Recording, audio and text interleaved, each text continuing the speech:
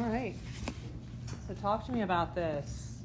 One of the things that you can use to determine whether or not a function is linear would be the exponents. Any of my variables, whether it's x or y or anything, can never have an exponent that is different from a 1 if they show it at all. If you don't see an exponent, it's an invisible 1. If they show an exponent, the only thing it's allowed to be is a 1 if it's linear. So with that in mind, do you see any of these that would break that rule? Has an exponent or a power that is not 1.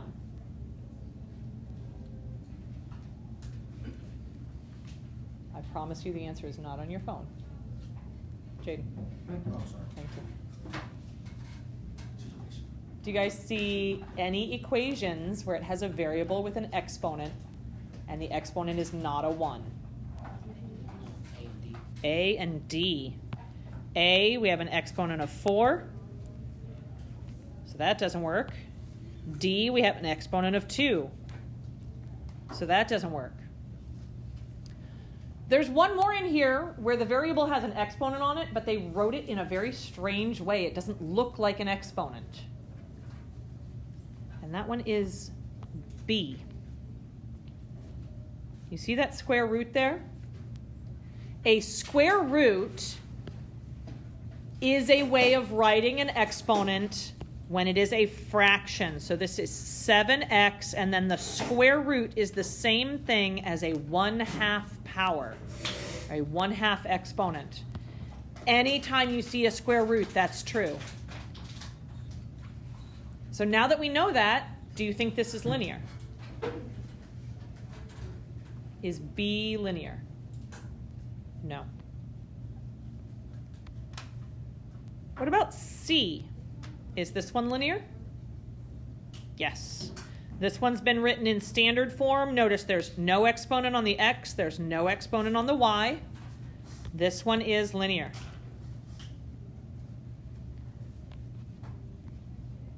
What about E? Is E linear or not?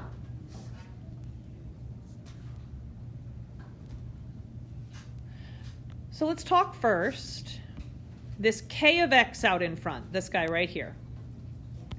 Whenever you see things like that, k of x, h of x, f of x, g of x, like there's so many different ways we could write this. This is all what we call function notation.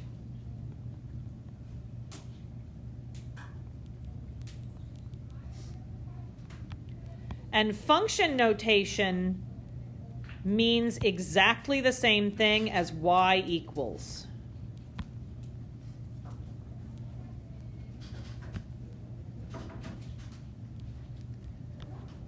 So when I see this function notation here, I just see y equals when I read it to myself. K of x equals y equals. That's not going to throw off whether it's linear or not. After the equal sign, what do you notice? What's going on after the equal sign? Fraction. Tell me about the bottom of the fraction. What's down in the bottom of the fraction?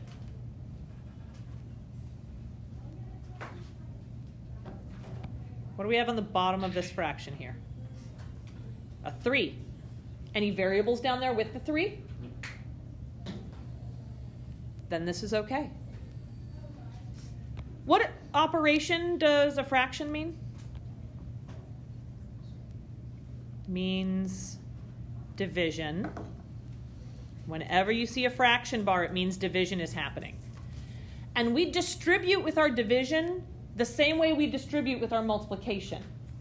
They just haven't distributed it here yet.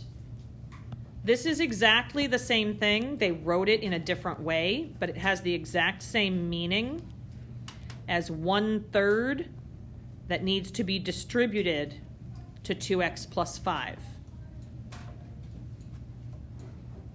I can take that and distribute it to each piece. I'm going to take the 2 and divide it by the 3. And then I'm going to also take the 5 and divide it by the 3. I'm going to distribute that division to each piece so that I would have 2 over 3 and then x plus 5 over 3. When I write it like this, it looks a lot like slope-intercept form. What would the y-intercept be if I write it that way? Close. 5/3 would be my y-intercept. What would the slope be? 2/3. The only exponent, the only power, is an invisible 1 right here. This one is also linear.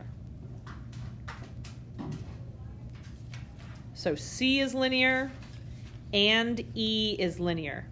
Having a fraction is perfectly fine as long as there are no variables on the bottom of my fraction.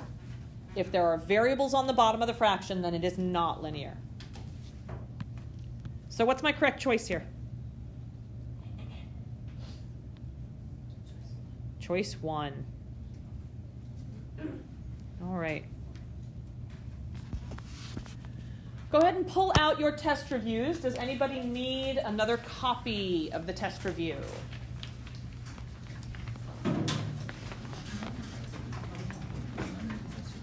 Go. Does anybody else need another copy? While you guys are pulling your test reviews out, I'm going to take whatever questions you guys have, and we'll go until we run out of time. But while you are pulling these out, I want to show you guys something on Canvas. Here's our Canvas page for today. So I went to modules and I clicked on today's module. This is the page that opened up. Has a cute little picture of a puppy on it. All the way down at the bottom. Scroll all the way down till you can't go down any further.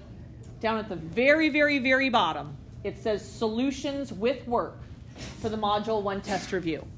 If you click on this right here, it will open up, and this has my answers for every single problem. So you guys have access to all of the problems with all of the work that I have shown for any question here. I also want to make you guys aware, I do post a video of class every day. I teach 3 sections of Algebra 2, 4th, 5th, and 6th period. I am posting the videos for all 3 class periods because each class period is going to ask me about different problems.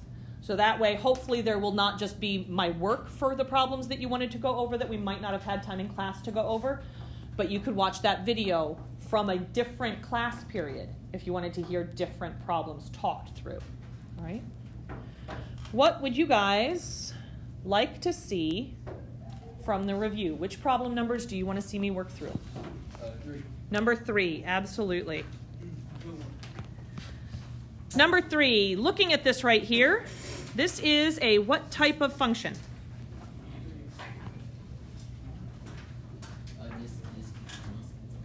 It's a piecewise. There's one piece in it that looks like a step, but the whole thing doesn't look like steps. So this is a piecewise.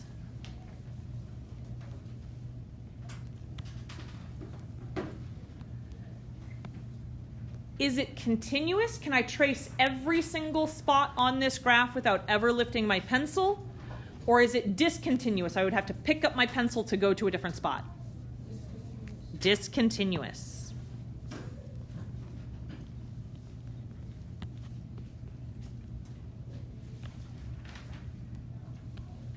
Discontinuous.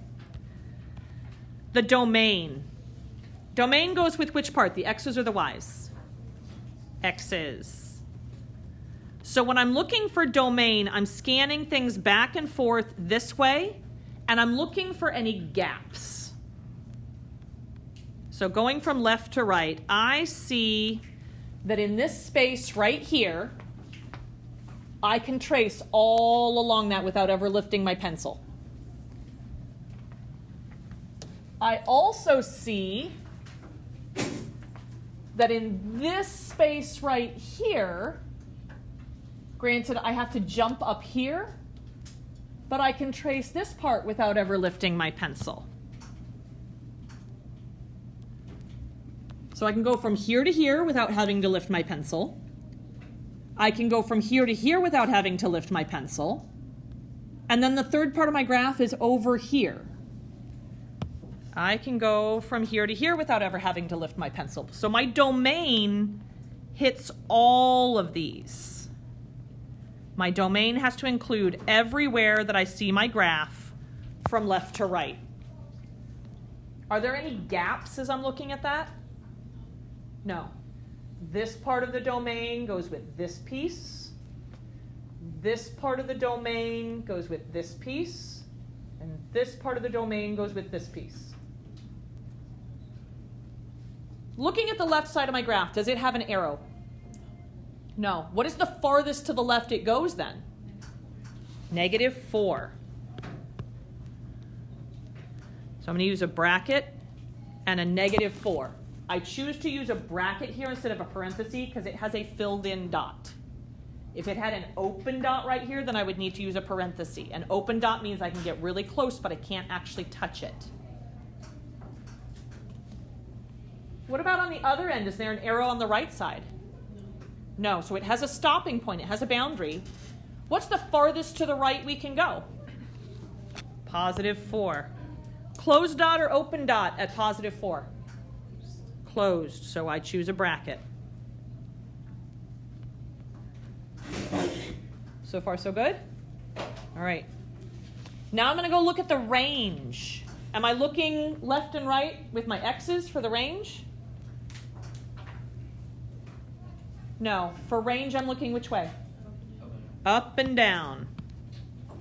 I'm looking along my, up and down along my y-axis. And again, I'm looking for any kind of gaps. So I'm going to start at the bottom. From here to here, there is graph, right? I can trace along here. Is there any part of graph right here? No. There's a little bit right here, so I'm going to draw an arrow here. There is a part there. What about in this space right here? Is there any graph there? What about here? Yes. So from here to here, these three pieces together make up my range. But I have gaps on this one, so I can't write my range exactly the same way I wrote the domain. The domain, when I looked across here, there was no gaps, so I could just put from the left to the right. Here, everywhere I see a gap, I'm going to have to use a union, a U. We always start with the smallest pieces first, so I'm going to start on the bottom. What is the lowest down this ever goes? -4. Closed dot or open dot? Closed. So I'm going to start my range with a bracket and -4. And I have y values all the way in between there until I get up to what? -1. Does -1 have a closed or open dot? Open. So I use a parenthesis. Then I need a union because there is a gap.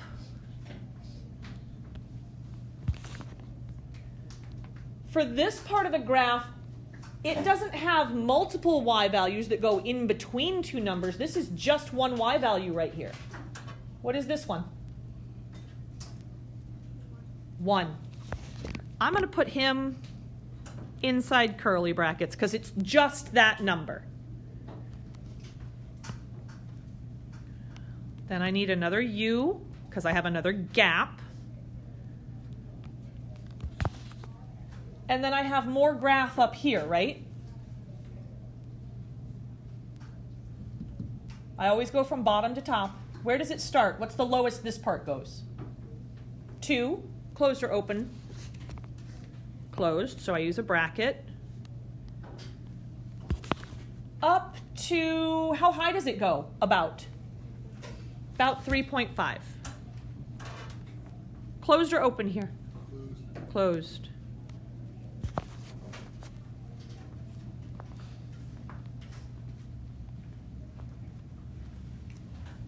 If I can trace my finger in between the parts, I can use an interval to describe it. That means it's all the way from the smallest to the biggest there. I didn't have to pick up my pencil. If I have different pieces, like we saw with both the domain and the range, if all those pieces touch each other, like the domain, I don't need a union. I only need a union to indicate that there's places where it is not on my graph. Yes? What was the middle one? What do you mean? That one. That one right there? Yeah. I see this piece right here. Oh, okay. All of the pieces in this segment have the same y value. They're all 1s if I were to write the ordered pairs here. The x's would change, but the y's would all be 1s. Here, I used from -4 to -1 because I can get all the y values in between -4 and -1, depending on where I stop my finger at. Like -2.5 or -1.25. I can get all of those. Then I describe it, instead of trying to write all the decimals out, I write it like this. When I see a flat line, I'm going to write it as just a single number because all of them have the same y value. Great question. What else would you guys like to see? What problem number do you want to see next? Which one? Number 4, absolutely. Is this a graph of a line? No. So we're going to say it is nonlinear. Then we come down to the next line down, and it wants to know function 1-to-1 or neither. If it is not a function, then we immediately jump to neither. Because if it's not a function, it cannot be 1-to-1. If it is not a function, it cannot be 1-to-1. To check to see if a graph is a function, I'm going to use my vertical line test. I'm imagining that my vertical line is really, really tiny, like as thin as a piece of string. I'm going to take it back and forth across my graph, and I'm going to make sure that my graph does not cross this in more than one spot at a time. So I'm looking at that green curved thing. As I take my vertical line back and forth across this, is there anywhere that I could stop this vertical line that green graph would cross my line in more than one spot at the same time? No. Even when I get over here where it's very, very steep, it's not going straight up. It has a little bit of a curve to it. So this is a function. I'm not going to circle function though. The reason I'm not going to circle function is because the only way it can be 1-to-1 is if it's a function. So after I know it's a function, I need to check then to see if it's 1-to-1. Because implied in this right here, you're saying it's a function and it meets another criteria. To check to see if it's 1-to-1, here, let me have hair in my eyes. Really badly. Function, because it passes my vertical line test. Checking for 1-to-1, instead of with a vertical line, I'm now going to change it to be a horizontal line. It had to pass this way. If it doesn't pass this way, it's neither. And you're done. I take it this way, and I'm checking for the same thing. Does my graph cross my horizontal line in more than one spot at a time? So as I run my horizontal line across this graph, is there anywhere that I could stop this horizontal line that green curve would cross in more than one spot at the same time? Then it is 1-to-1.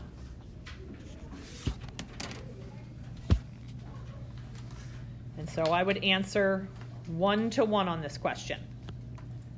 I'm going to say that it also passes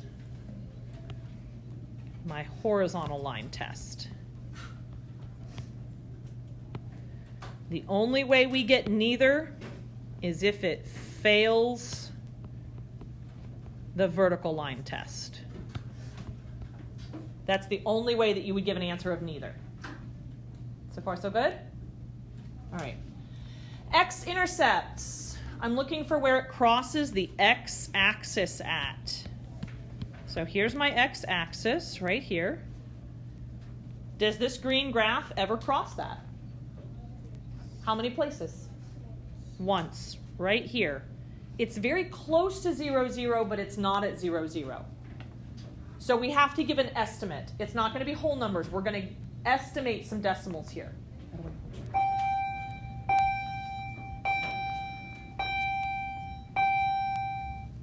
So I'm going to go with, it is on the left side, so negative 1 sounds good, negative 0.1, and the y part of an x-intercept will always be what? 0.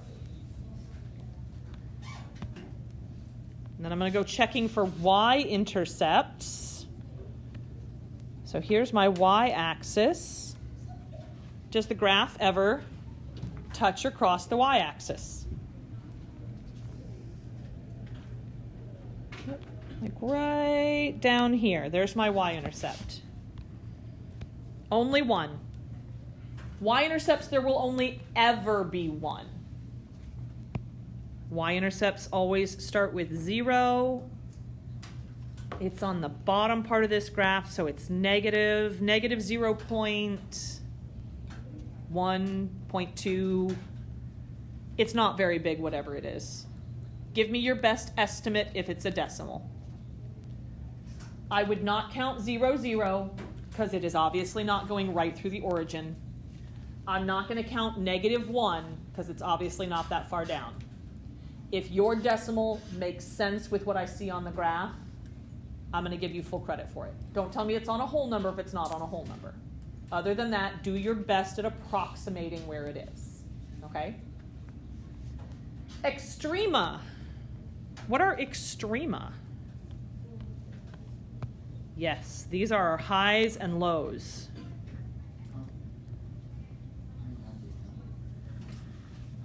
We name the highs and lows as ordered pairs. These are locations. If you say there's a high point here, you should be able to give an ordered pair and someone else could go and put their pencil down on it. And they're on either a high point or a low point. Does this graph have anything that looks like a hilltop? No. Nope.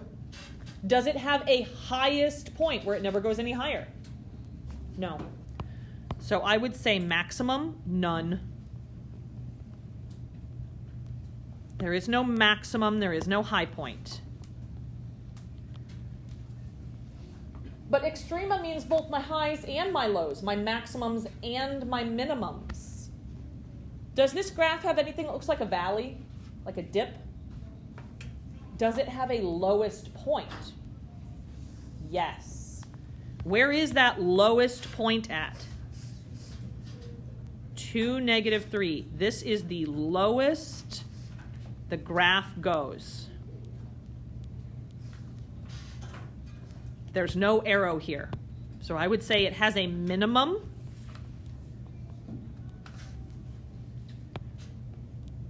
at 2, -3.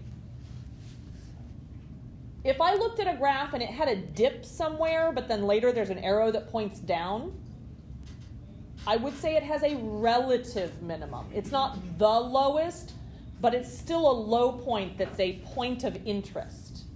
Anytime we see dips or valleys, peaks or hilltops, those are points of interest, and we want to name them. If it is the highest, it is a maximum.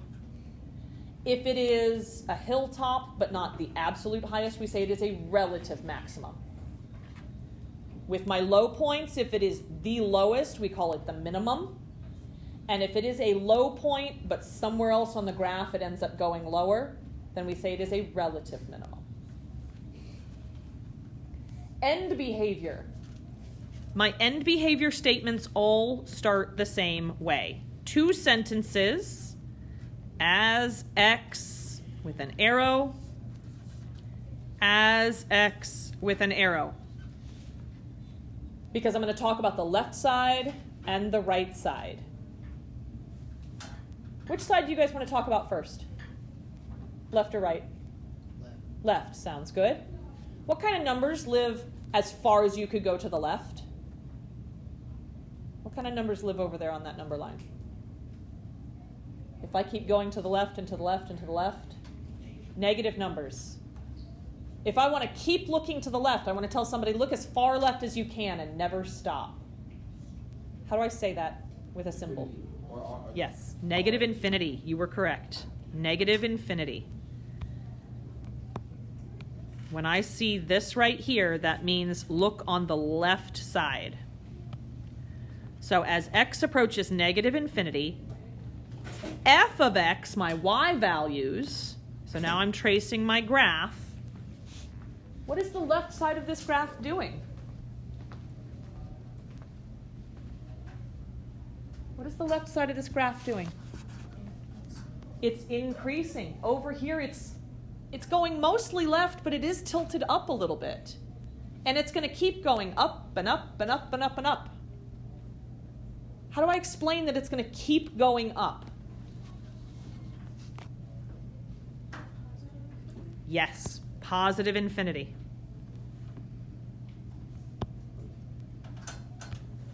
This piece right here tells me that the left side goes up. Does the right side have an arrow? No. Since the right side does not have an arrow, that end does not have end behavior. It does not keep going. So I would say there is no end behavior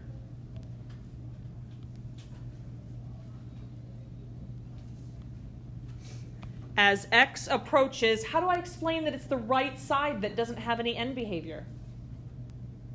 X arrow, and I want to talk about the right side. Positive infinity.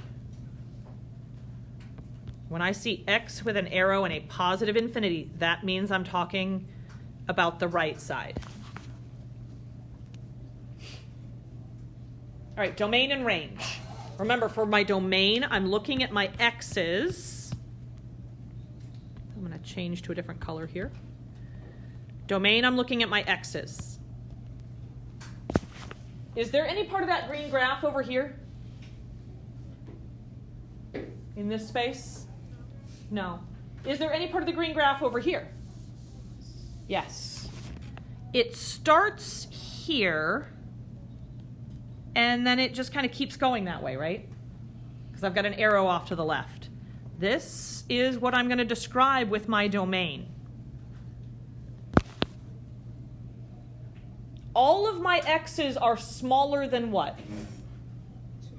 2. So for my domain, I can say x is less than or equal to 2, or I can write this using interval notation. My interval notation, I always name the smallest x first, and then the biggest x. Well, if it keeps going this way, what's the smallest x? Negative infinity. All the way up until I get to the biggest x, which is right here, 2. And we actually have a dot there, right? They didn't draw in a big circle. They just like stopped drawing. If they don't show an arrow, it stops there. If they don't show an open circle, it's a closed circle. They have to show you open circles if they're there. This one, they didn't show you an open circle, so we assume that it's closed and filled in. So I'm going to use a bracket around this.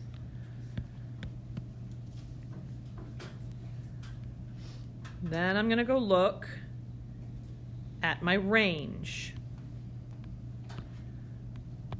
Range, I'm looking at my y's. So now I'm looking here.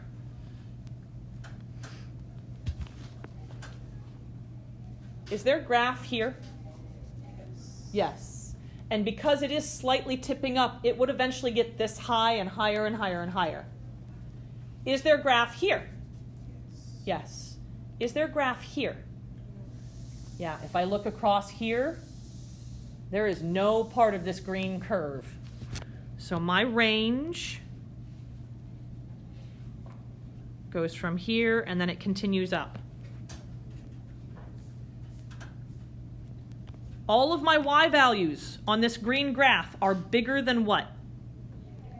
-3. All of them are bigger than -3. All the y's are greater than or equal to -3. Or we can write this in interval notation. What did we say the smallest y was? Not my smallest y. -3. What's the biggest y? Positive infinity. It never, ever, ever stops. I can keep getting bigger and bigger and bigger. So I'm going to use an infinity here. I use a parenthesis with my infinities because I can't go and touch infinity. Parentheses are used when I'm not going to go and touch that point on my graph. I can't touch infinity, so it gets a parenthesis. What else would you guys like to see? We've got about 20 more minutes.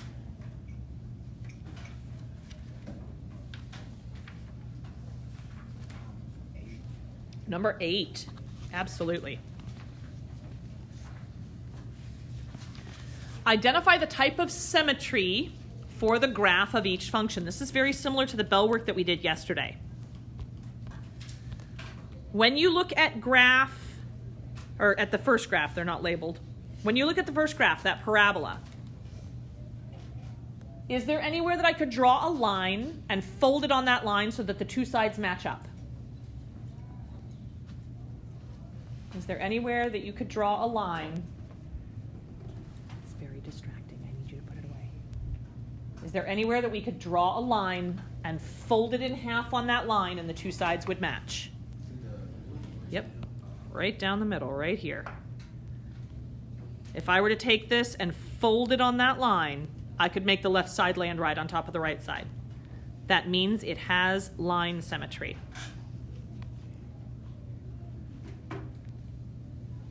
Could I do something like that on this middle graph? No, so it does not have line symmetry. Is there anywhere that I could put a dot, a point, and then rotate it halfway and make it land on top of itself? Let's see, I'm going to trace over this guy. Where would you put a point and twist it?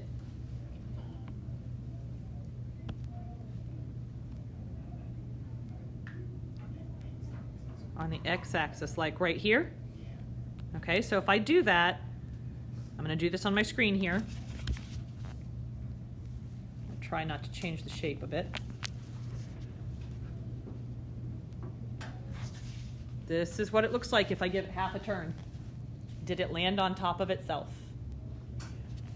No. Part of it did, but the whole thing didn't. The whole thing has to land on top of itself if I say it has point symmetry or line symmetry. So is there somewhere else that I could put the point that when I spin it halfway, it will land completely on top of itself? Nope.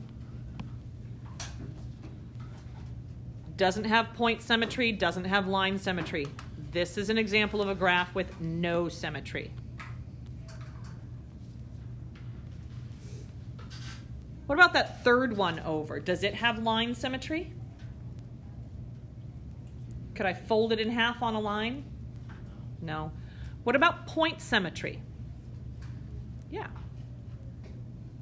This one, as opposed to the other one, I do see a place where I could put a point down here. It's going to be like somewhere in here. I don't know exactly where, but somewhere in there. If I could get my push pin in just the right spot, let's see what happens when I spin this one.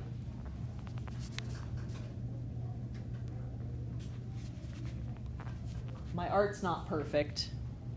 My hand wiggled when I was drawing it, but it landed on top of itself on both sides, right? This guy has point symmetry.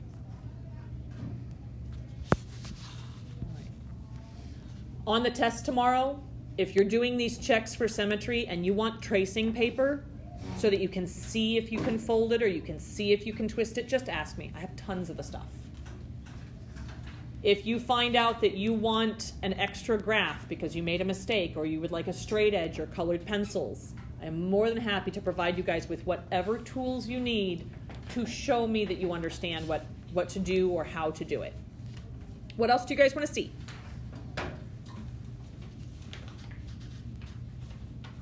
What other questions? Number 7.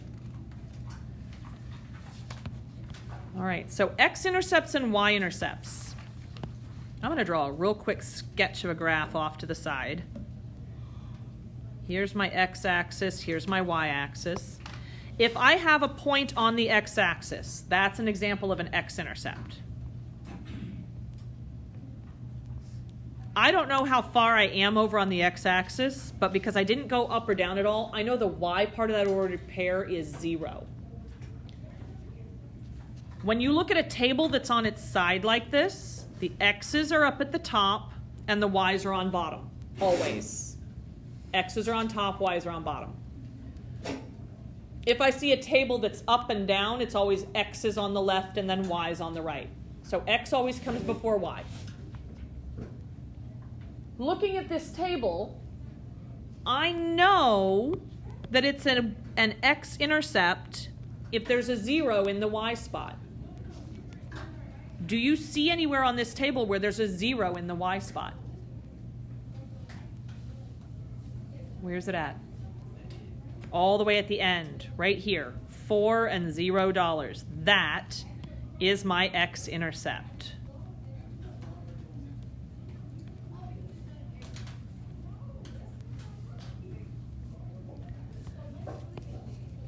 A y-intercept is going to be somewhere on the y-axis.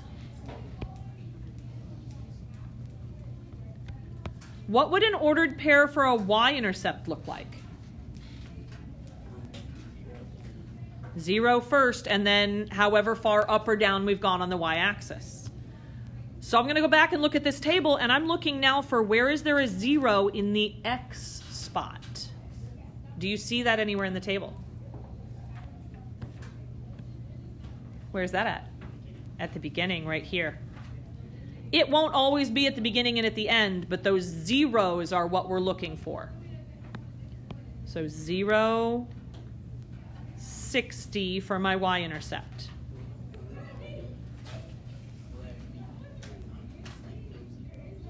Where there's no zeros.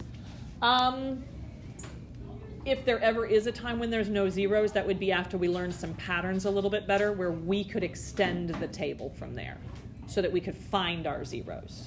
For right now, we haven't learned enough patterns, so I'm not going to give you a table like that right now. But later on, it's possible. Yes. All right, so I'm going to try to read these ordered pairs. What is the x part of the ordered pair telling me about? What does it title that row? The months. And what does the y part of the ordered pair tell me? The amount. It's showing us the amount of money that is left on a Starbucks account. So how much did they start with? How much money did they start with in their account? How much? $60, yes. They purchased $60 to begin with. When the month was 0, so at the very beginning, they had $60 in their account. When did they run out of money? In 4 months. 4 months, they now have $0 left in their account. Run out of money. $0. If they bought a card that had $60 on it, and 4 months later, they have nothing, how much did they spend each month? How would I figure this out? How much did they spend each month? How much? $15. There's 2 different ways that I can see this. If I look at the table, it starts at 60, then it goes down to 45. They took out money. I need to figure out how much they took out. From 60 to 45, we subtracted how much? 15. From 45 to 30, spent 15. From 30 to 15, 15. From 15 to 0. $15 each month. The other thing I can do is I say, okay, well, they started off with $60. They spent it all in 4 months. 60 divided by 4 is 15. That's another way that I can arrive at that 15, or I can double check that. What else do you guys want to see? 6. Number 6. Very similar to the bell work. Is that first one, A, is that linear or nonlinear? Nonlinear. Why is it nonlinear? What broke it? Square root around my variable. What about part B? Is that linear or nonlinear? Nonlinear. What broke it? Exponent is bigger than 1. We've got a 3 right there. C? Nonlinear. What broke it? Exponent again. D?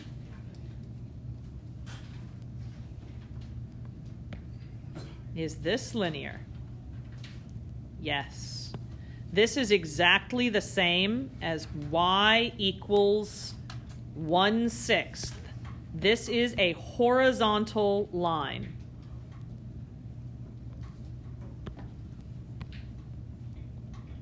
It's going to look like a step. Anytime I have a y equals or function notation equals, because that's the same as y equals, the equation only has y, so it never touches the x-axis. That means it has to be horizontal. What about, and I know this isn't a question up here, but I'm going to throw in my own question. What if we had x equals -7? Would that be linear? Yes. This would be a vertical line. The equation doesn't have a y in it at all, which means it doesn't touch the y-axis. It is a vertical line, so this would be linear.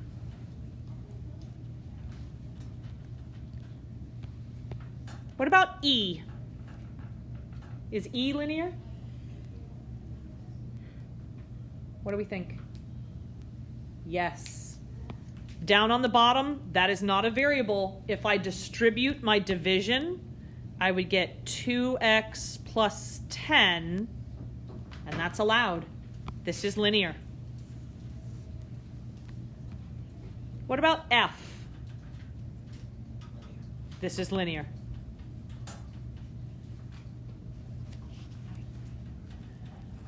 Got about 9 more minutes until the start of D lunch. Once D lunch hits, if you guys want to continue to work with me, I'm happy to work with you guys. It'll just be more independent work time like we had all class period yesterday. But I will still come around to you working in groups if you want help with things, okay?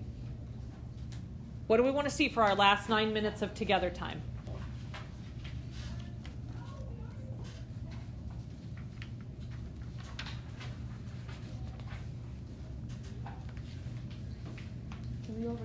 Number 10. Yes. All right.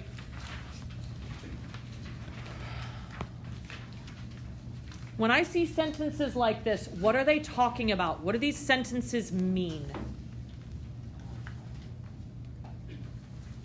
What is it trying to tell me or trying to ask me about? When do we see as X arrow, as the end behavior?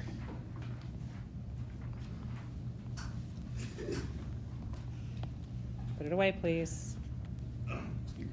End behavior. What does this end mean? Which end is it talking about? X arrow, negative infinity. Left. So I'm going to come over here and look at the left end of the graph. That's this guy over here. Which way is it pointing? Down. So what would I use on this line to explain that it's going down? Negative. Negative infinity. All right. So what does it mean if I see X arrow and it's just a regular old infinity? The right side. So I'm going to go look at the right side of this graph. And it has an arrow pointing also down. So I'm going to put a negative infinity here also, because this means down.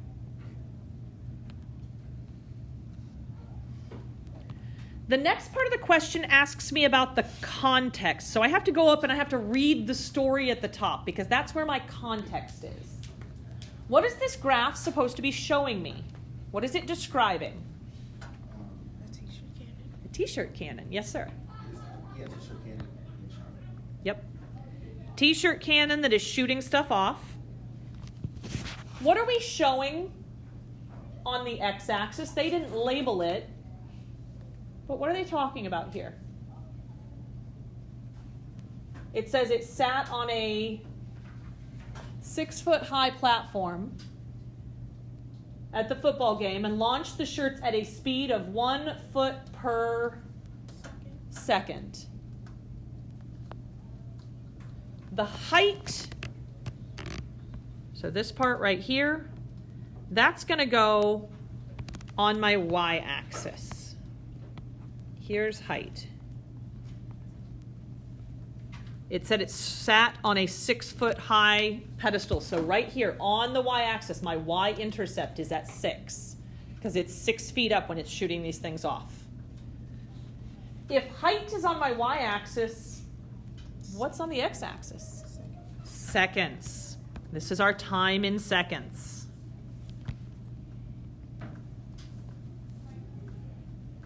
I can't answer the context question if I don't understand what I'm seeing. I have to know what it's showing me. Because we've got arrows on either end. I want to know if these arrows make sense if I'm talking about a t-shirt cannon. This arrow is going back this way. What are we showing on the x-axis? Seconds. If I'm going back this way, what are we saying about these seconds? Are they positive or negative back here? Negative. Can you have negative seconds? So in context, does this end make sense? No. Explain your reason. Left does not make sense.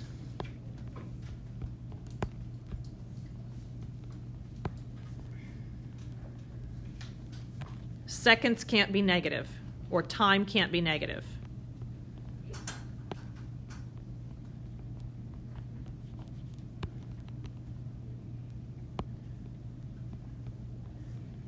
Anytime I'm talking about a real-world situation and I have time on the x-axis, left end behavior doesn't make sense. Because in order for it to have end behavior, it keeps going and going and going and going and going.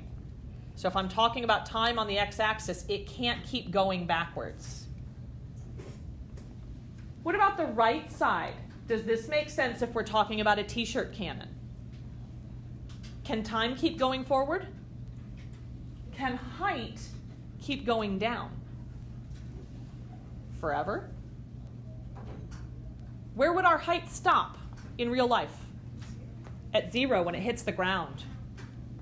If I have an arrow, it doesn't stop when it hits the ground. It keeps going and going and going and going and going down. It's going to end up down in China. So does the right arrow make sense in context? No. So I would come down here and say right does not make sense. Our height can't be negative.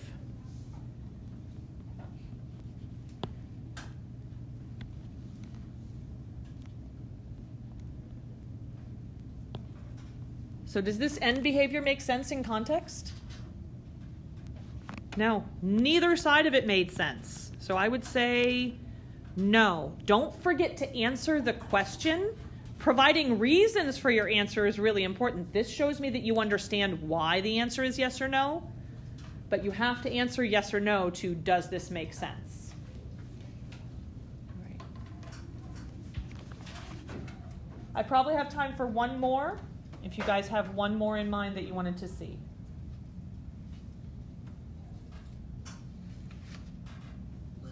$11. We're going to draw what kind of a shape here? A line. It says that it is decreasing for all values of x. So when I go from left to right, it goes down. It tells me where my x-intercept is, 4, 0. I'm going to go and plot that point. That's the first time it gave me a location to plot. Do I have any other points that I can go and plot? Did they give me any other points that I can put on here? The y-intercept at 0, 2. That would be right here. How many points do I have to have if I'm going to grab my straight edge and draw a line? As many as possible, but I have to have at least how many? I have to have at least 2. Do I have enough to where I could grab a straight edge and draw this line? Yes. I'm going to draw through these points. Oop, my line's going to have to move down a little bit. There we go. Let's make sure that it matches the rest of what it said here. Did we draw a line? Yes. Is it going down as I move from left to right across this graph? Yes. I've got my x and y intercepts on there. Let's make sure that it matches here. It says as x infinity. Which end am I looking at? Right. It tells me that the right end is pointing which way? Down. Is our right end pointing down? Yes. Then last but not least, let's go and check this. What does it mean x arrow negative infinity? Left side. And it tells me the left side is pointed which way? Up. Is that true on our graph? We hit all those points. We are good. All right. You guys have the rest of the time to either study for the test or work on something for a different class. You may work together. You may listen to music. If you have questions for me, I am more than happy to answer questions and work with you guys.